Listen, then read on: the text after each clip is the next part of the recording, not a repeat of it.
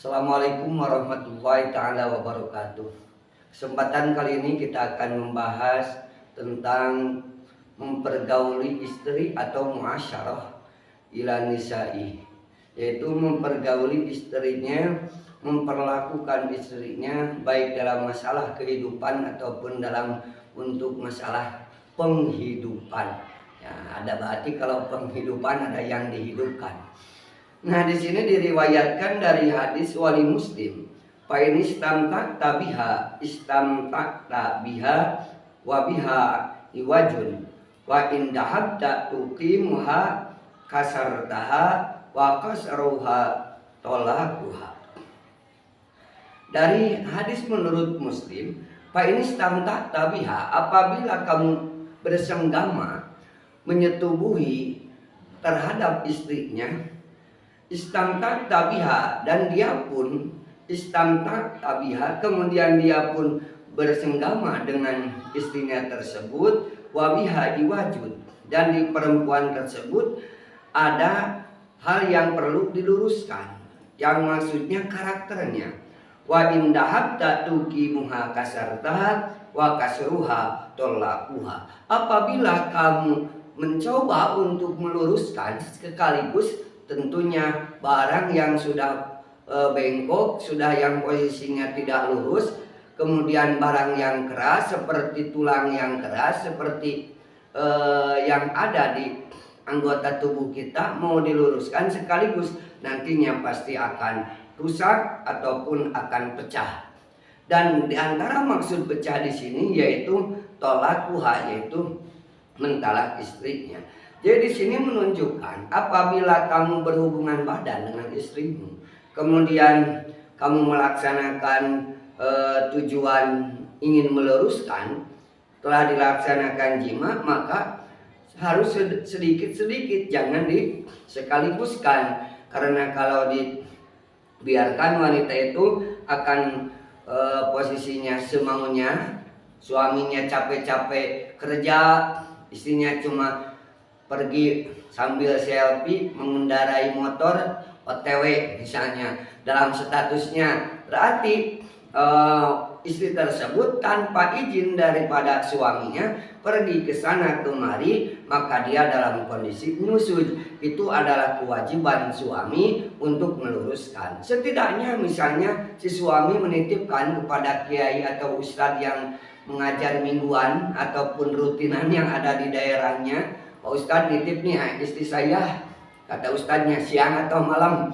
Nah, kata ustadznya bertanya, kata jamaahnya tersebut, masyarakatnya tersebut, kalau malam biar sama saya saja, karena saya yang bisa lebih tahu untuk memberikan pelajaran terhadap istri saya. Kalau siang silakan Pak Ustadz, karena saya kurang ilmu agamanya, tolong istri saya dikasih pemahaman, sambil misalnya ngasih amplop, kemudian ngasih beras 2 karung, ngasih selauk pauknya, kalau itu juga kalau. Tetapi kan rata-rata nggak ada masyarakat ataupun seorang suami menitipkan anaknya, istrinya seperti menitipkan anaknya. Anaknya pun sekarang sudah, kadang kiainya tidak tahu ini anak siapa, bandel amat ini, bebel amat ini anak ini, sulit untuk diajari. Ketika orang tuanya protes, Pak Ustadz kenapa anak saya ikut madrasah diniyah, anak saya ikut pengajian malam tetapi belum bisa baca. Ustadznya paling gampang mengembalikan bahasa. Kata ustadznya, bukan saya yang tidak bisa mendidik anak, cuma anak ibu aja turunannya orang yang bodoh misalnya. Nah itu mohon maaf, itu hanya intermezzo saja. Jadi seorang suami harus meluruskan istrinya dengan perlahan-lahan, dengan cara sedikit-sedikit. Ada hadis lagi yang cukup menggelitik, bagaimana ketika seorang sahabat bersama Rasulullah SAW. Berarti menunjukkan kedekatan Rasul dengan para sahabatnya.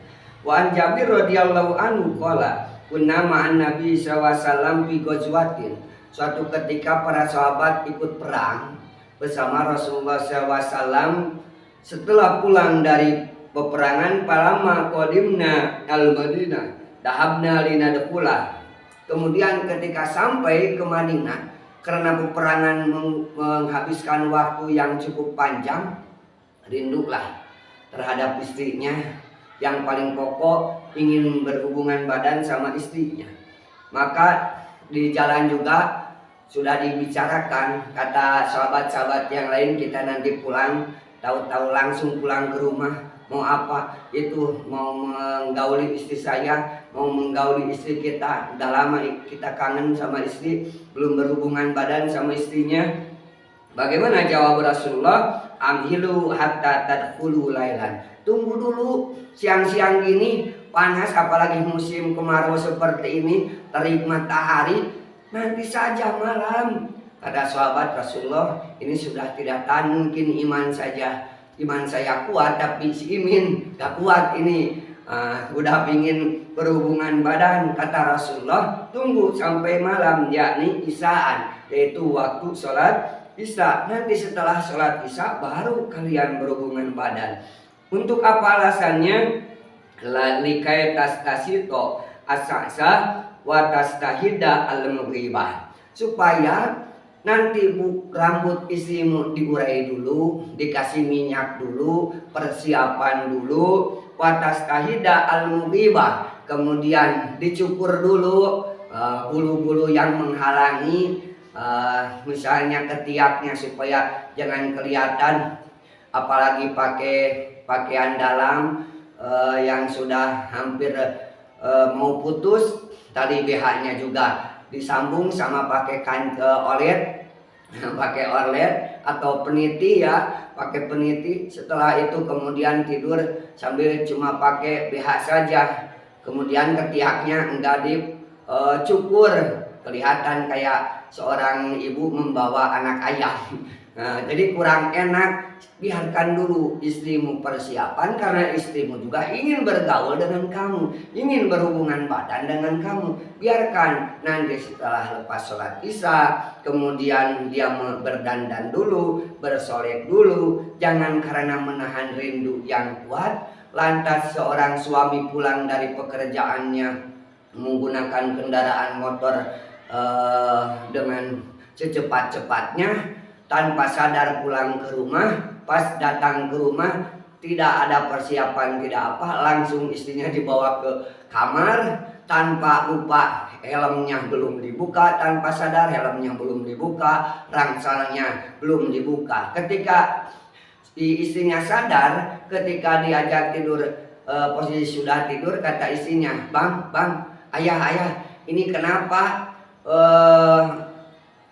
helm sama kantongnya belum dibuka? Oh iya, biar kayak lagi terbang, ini kan pakai helm dan parasutnya supaya nanti bisa dibuka. Nah, jadi kalau takut ada polisi tadi nanti yang nilang, kan kita pakai safety, pakai helm. Nah itu kan gak baik, biarkan dulu, persiapkan dulu. Ini menunjukkan bahwa sahabat dengan Rasulullah SAW sangat dekat, bahkan hal yang sangat spesial, hal yang sangat pribadi diceritakan kepada Rasulullah SAW, sehingga Rasul pun mengingatkan.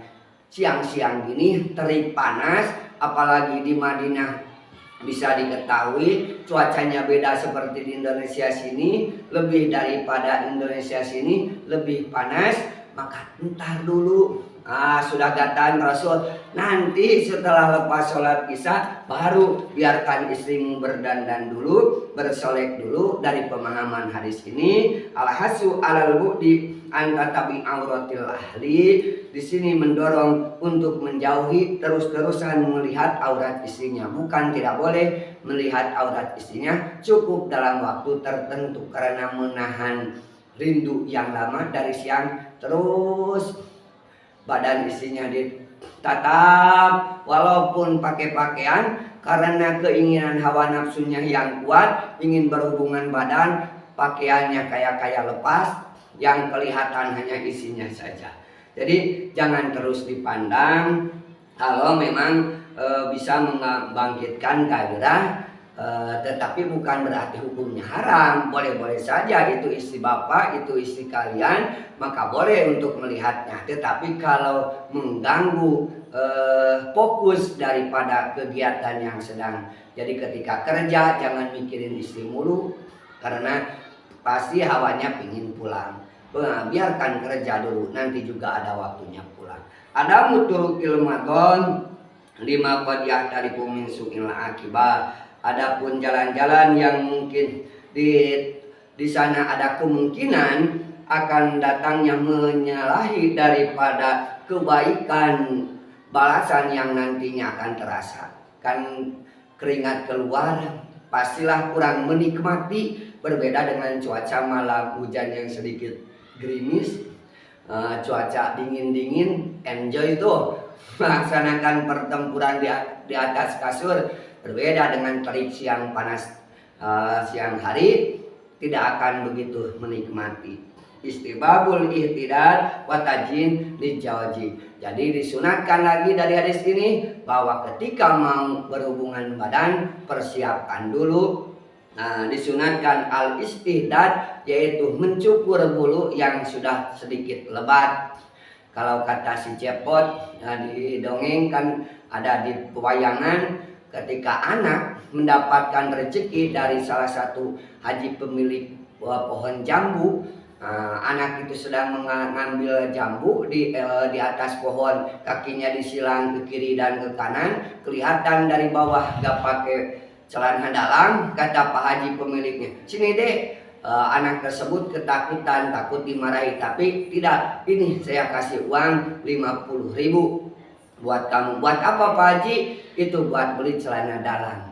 Diberitahukan kepada ibunya. Maklum, ibu yang merasa iri terhadap rezeki anaknya, maka ibunya juga berpikir negatif. Oh, ini anak saya, anak kecil, sama Pak Haji dikasih 50.000. Bagaimana kalau saya yang sudah dewasa, mungkin saya diberi 500.000, besoknya si ibu mengikuti jejak anaknya, naik ke pohon jambu milik Pak Haji, kakinya disilang ke kiri ke kanan, kelihatan di celana dalamnya dilepas yang udah 2 bulan belum ganti-ganti karena cuma satu. Ketika dilemparkan ke kolam, ikan pun pada mati. Nah, ketika Pak Hajinya lewat di bawah pohon, ini siapa lagi? Oh, ini orang tua ibunya dari anak yang kemarin. Gak anak, gak orang tua, sama saja kelakuannya. Turun. Si ibu tersebut disuruh turun. Ketika turun, acting si ibu tersebut seperti orang yang ketakutan. Yang diharapkan mendapatkan uang 500.000. Setelah itu Pak Haji memberi uang, ini uang buat kamu. Dilihat 2.000, pas ditinggal dilihat uangnya. Buat apa Pak Haji? Itu buat beli cukur, supaya jangan sampai tidak menghalangi ataupun ramuk, kata orang Sunda bilang. Jadi itu menunjukkan bahwa sunat ketika sebelum berhubungan badan, jangan sampai kemaluan suami terhalangi oleh lebatnya bulu-bulu bugina bulu-bulu bugina tersebut, ya, sampai mengganggu keintiman hubungan suami istri. Mudah-mudahan ada manfaatnya. Assalamualaikum warahmatullahi wabarakatuh.